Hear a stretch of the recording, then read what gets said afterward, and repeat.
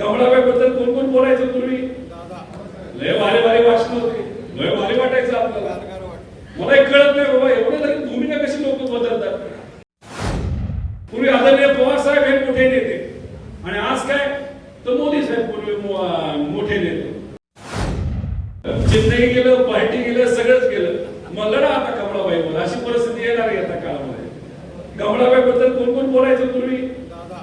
लय भारी भारी भाषण होते, लय भारी वाटायचं आपल्याला. मला एक कळत नाही बाबा, एवढं तरी भूमिका कशी लोक बदलतात. पूर्वी काहीतरी, आता कसं वाटतंय, काय वाटतं काहीतरी. पूर्वी वेगळं बोलायचे, आज काहीतरी वेगळं बोलतात. मग पुढे बसणाऱ्या लोकांना सुद्धा कळत नसेल, अरे काय चाललंय, पूर्वी काय ना आता काय.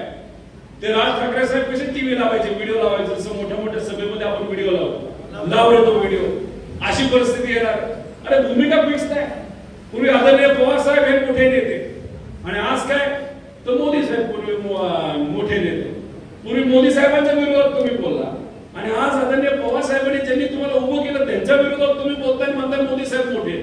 मग काय गल्लत झाली काय मला कळेना. म्हणजे एवढी भूमिका पटकनी बदलत असेल तर जग लय फास्ट बदलायला लागले हो.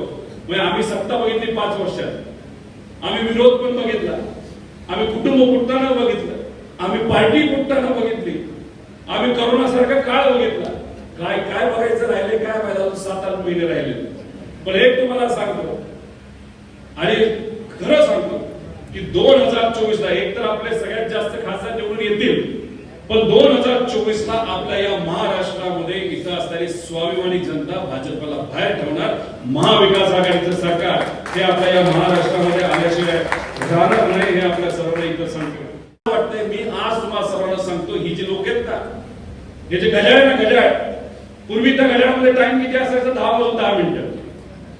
आता बदललाय. तटकरे साहेब म्हणतात ना, वही घडी लेकिन टाइम अलग, काहीतरी असं म्हणतात.